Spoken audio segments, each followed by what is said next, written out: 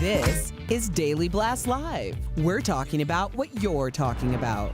Real, honest, entertaining, live. DBL starts right now. 3, 2. Welcome to DBL. It is Thursday, January 28th. I'm Sam in for Tori. I'm here with Al and Brandon. Boys Club. Excuse me? Boys Club. What? I'll take that. Yeah, it's the Boys Club. I'm a tomboy. Lindsay joining us from home. Oh, now it's 2-on-2 with the half court. It ain't the Boys Club anymore, Lindsay. You and I will take them anytime, right? Yeah, I was like, what's going on? What about me?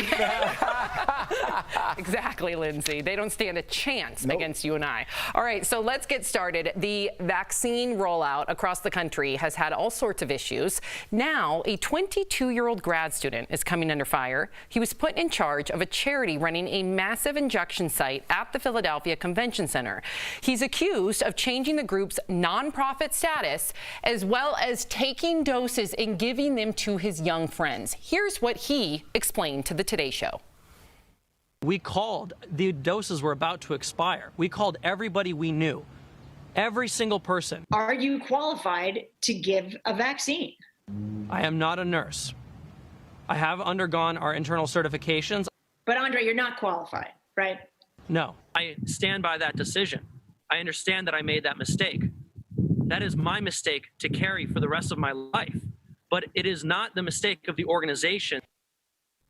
Okay, so what should happen to leftover doses? Is it okay to give them to younger people if you say they're about to expire? And should people be making money off of this? Lindsay, you know many people in New York. You've had many tragic situations. I'm currently going through a tragic situation with COVID. What would you do if you found out that there were vaccines set to go to your grandmother and then all of a sudden they're given away to younger people? What should happen to this young man? Do you believe anything that he's saying? I mean, I would be furious, and I spent a lot of time this morning trying to see how I felt about this, because if he's saying that they were going to get discarded and we were wasting the vaccines, that's frustrating, because I know a lot of older people in different states are trying to get their hands on these vaccines and can't figure out how. Well, who I really blame is the city of Philadelphia. And I mean, I went to school in Philadelphia. I love Philadelphia, but I don't understand how they had a 22-year-old plead his case. He has no medical expertise whatsoever, and him and his 22-year-old college friends are distributing the vaccine. And because Philly made such an error, they need to figure out how to get these 7,000 people that got the first shot vaccinated for their second shot, because now what we have is a group of people that don't know where to go to get their second shot. And so this is counterproductive as we're trying to heal the country. It's just really confusing. I mean, putting him in jail, I don't know what that's going to do. I think he was trying to help, but it was a failed attempt on the part of Philadelphia mostly, and then him second. Lindsay, I agree with you. And one to add to your point, we had a year to figure it out as a country. Lindsay, we just passed the year anniversary, and so far our plan is to have 22-year-olds distribute life-saving vaccines. We're going to give imagine giving 22-year-old Al that kind of power. Honestly, Sam, if a cute girl asked me at 22 for a vaccine,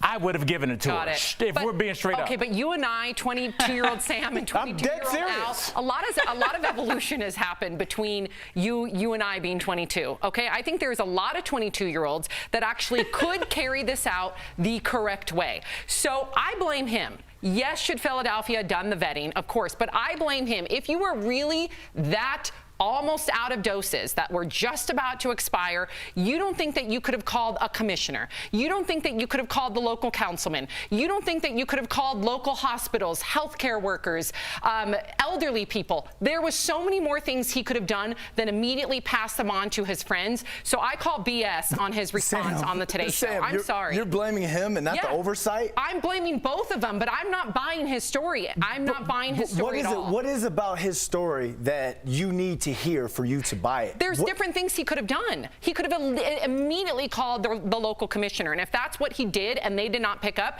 he would have said that. He could have immediately called different councilmen at different hospitals. From deputizing 22-year-olds to do anything but hand out shots at a bar. This kid had no. But isn't this I agree with you. I'm just saying, at 22, Lindsay, we can't depend on 22-year-olds.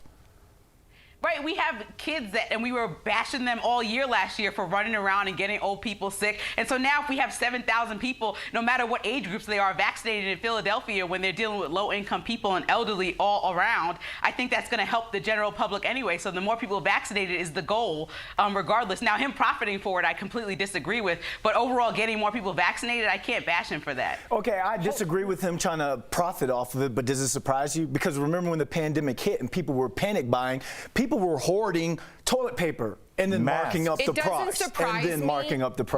You're right. It doesn't surprise me, but I want to see some stiff penalties. Listen, this is life or death. This is life or death for so many of us. Okay, so this next story is pretty controversial. Schools with names like Abraham Lincoln, George Washington, and Paul Revere are being changed. Officials in San Francisco recently voted to get rid of them because of their ties to slavery, oppression, and racism. More than 44 schools made the list. President Lincoln's name was added to the list for his treatment of indigenous people. Our very first president, George Washington, owned slaves. Even California Senator Dianne Feinstein's name was recommended for removal because she reinstalled a Confederate flag at City Hall while she was mayor in 1984. So all of this comes at a great cost to, estimated at around $400,000 to change signs, uniforms, and more. DBL Nation, got to hear from you. Is this the right move? Does this go too far in your opinion? Go to dblvote.com to weigh in. Al. I would just say we're talking about changing names, but we're not talking about people understanding why they need to be changed. I remember when I was in middle school, a long time ago, slavery was taught in our school and it was not called slavery. It was called a peculiar institution. Are you kidding me? That's what it was called. And I remember seeing that two blanks on the history test. That's what our teacher called it. My father, when he was in school, was read Little Black Sambo to his teacher. And I'm saying all that by his teacher. And I'm saying all that to say, when you get a lot of pushback about these monuments, about these names, it's because they've only heard the good things. They're like, what are you talking about? Lincoln did this. What are you talking about? They don't know. That's when you watch movies, the black slave that's in the house, they call her by her first name. It seems like they treat her well. It seems like it's warm in there. What was wrong? It looks cool in there. Like what was?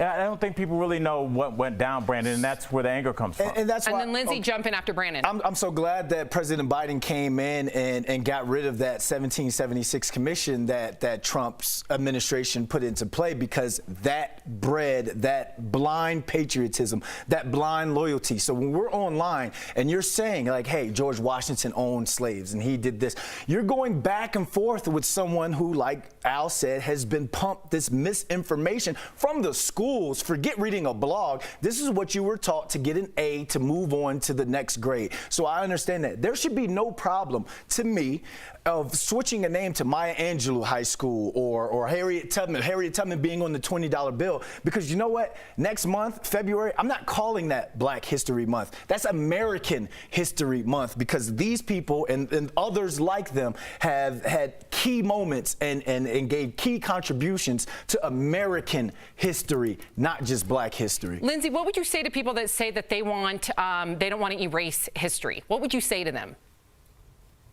I think that America really has to just reckon with our history. So like Al and Brandon were saying, we just don't teach it right. And so there's so much that we don't know about how we celebrate Thanksgiving, and that might be offensive to indigenous peoples and Native Americans. There's so much that we don't talk about regarding slavery. We smush Black history into 1 month and then only talk about Martin Luther King, but not all the women that sat behind him and fought with him to make it happen, and men too. So it's just, you know, there's a real disservice that's being done by not teaching the history in our country properly. And so more than the names, I think we need to teach the right materials in our schools. Well said. Well said. Okay, so let's look at our poll. We got 71% of you, should school names tied to slavery and oppression be changed? 71% of you say no. Wow. But perhaps if we were taught and not had an indoctrination, so to speak, and really understood what history was, perhaps people would think differently. I wonder what the response would have been if we would have proposed that question, because people could be voting no, because $400,000, we don't have that money right now. But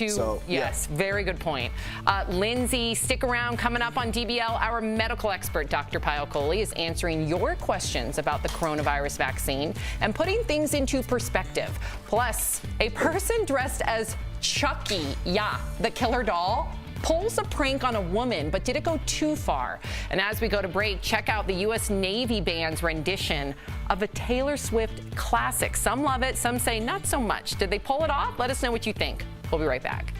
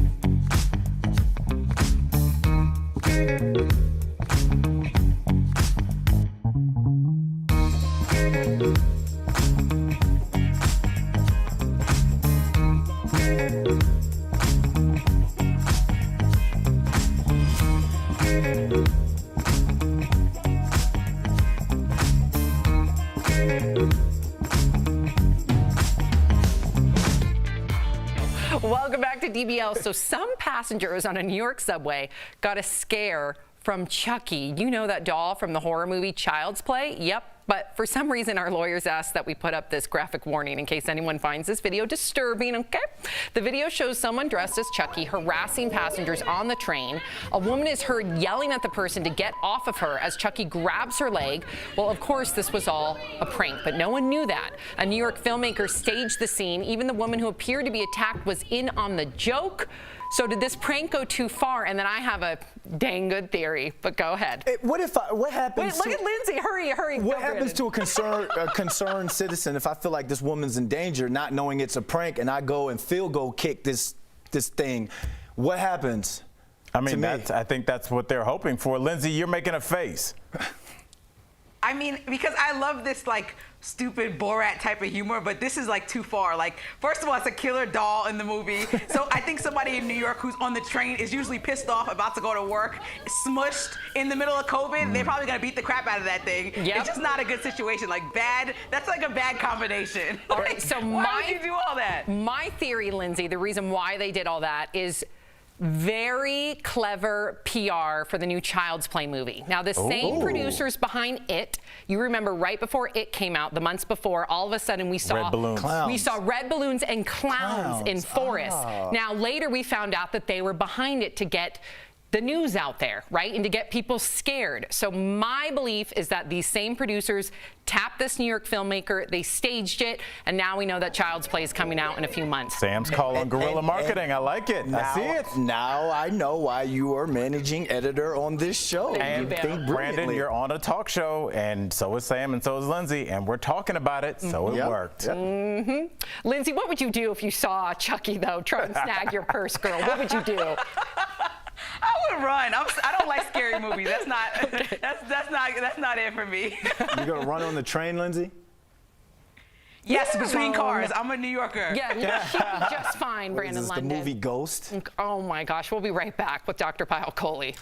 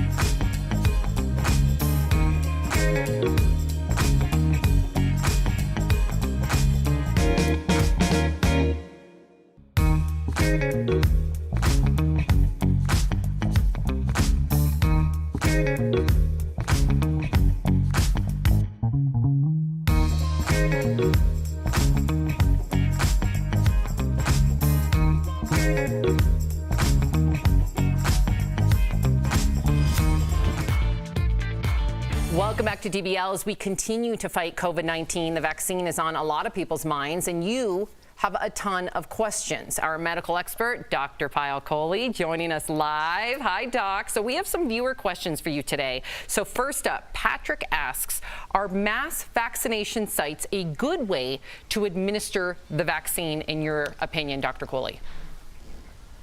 Such an important question, Patrick, and I really have mixed feelings about this one because, you know, on one hand, it's a great way to get those vaccines into those arms and to do it on a large scale, really ramp up that slope of that curve of how many people we're vaccinating. But on the other hand, as you can imagine, access is a problem when you have thousands of people coming to a site, especially some that are coming from rural parts of the state. Of course, cost is an issue because planning such a big undertaking is expensive. The logistics are difficult to plan. We were initially worried about exposure, but people are now doing these drive-up sites. But that raises the question of if you have an allergic reaction, you know, while you're in your car, are you going to be able to be recognized early and resuscitated? So it really is a little bit of a mixed bag. And I think that having those community sites, the pharmacy, the doctor's office, especially for people who are apprehensive about the vaccine, they can go to people they trust. I think a mix of both of these is really going to be the best way to do this administration. All right, Doc. Norma asks, if I've had COVID and recovered, should I get the vaccine? Oh, Norma, this is a really tricky question. So yes, you absolutely should get the vaccine. But the reason I said it was tricky is because of the timing of when you should get vaccine. So, you know, we really don't know the correct answer to this. But if you get your vaccine too early after you've had COVID, those antibodies that you have could actually decrease the efficacy of the vaccine to induce an immune response because they essentially neutralize that spike protein that the messenger RNA from the vaccine makes. And so you don't really mount the same immune response. So the CDC is saying that if you've had COVID and you've received convalescent plasma or those synthetic antibodies, you have to wait at least 90 days before you get the vaccine. If you've had a mild case, that's where things are still a little bit up in the air, but I would say about 2 to 4 weeks after full recovery and resolution of your symptoms. Wow, that's great to hear. Doc, the last question comes from Brittany, and she wants to know, can I travel after I get the vaccine? I think we all want to know that as well. Very true. Yeah, I want to know it too, but I don't think I'm getting a silver lining shout out today because I'm going to bring bad news, and the answer is no, Al. I'm sorry. You just can't travel because, let me remind you, after you get the vaccine, you still have a 1 in 20 chance of catching COVID yourself, and we don't know whether you can still bring it to your family, your friends, and your loved ones. So until the cases in the community go down, which is really going to happen when most of us get the vaccine, we really can't think about starting to make elective travel plans. If you absolutely have to travel, that's a different situation, but it's coming, you guys. We just have to be patient. Vegas can wait, Brandon. I was thinking to go see my grandparents. You know. I'm sorry. It's okay for assuming. He calls Bally's his grandparents.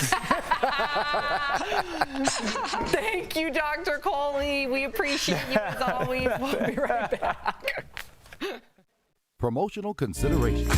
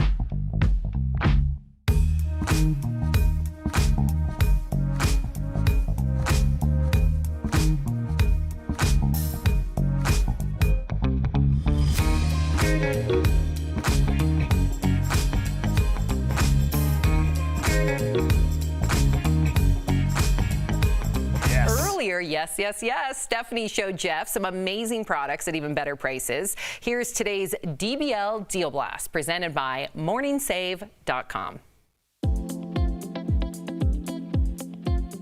All right, what do you have for us today, Steph? This is what you need in your home. It's going to make your dinner feel almost effortless to make. It's the Go Wise 5-quart 8-in-1 digital air fryer. It's got rapid air technology, and it's got all these built-in smart presets like fries, chicken, or even cake. And the best part, Jeff, is that it comes with this cookbook packed with 100 air fryer recipes. Normally, it's $130, but we've got it for $59, saving 55%. Wow, Steph, I'm not wearing any socks. You know why? Why? Because you knocked them off. That's a crazy good deal. I like that. This is awesome.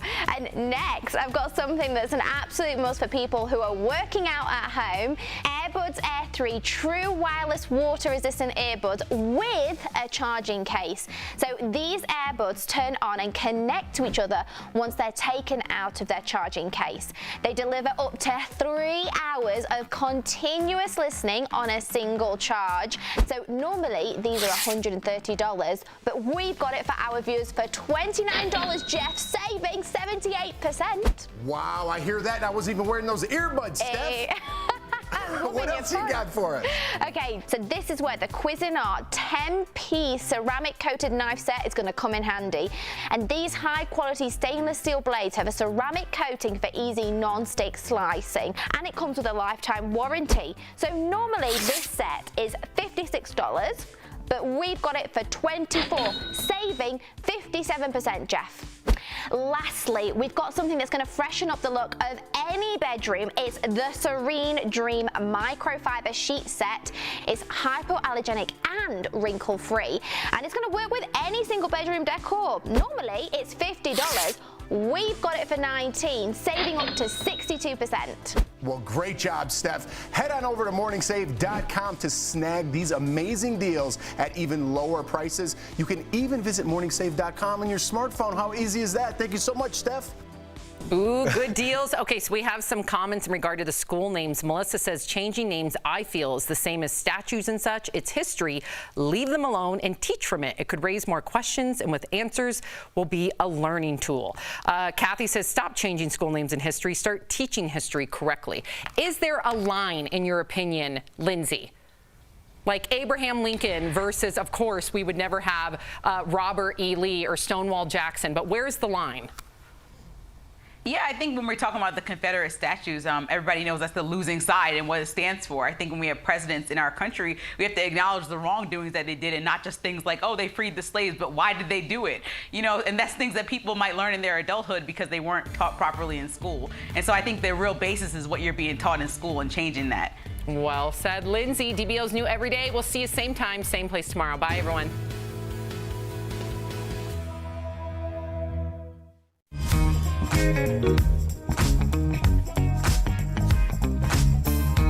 Thank you.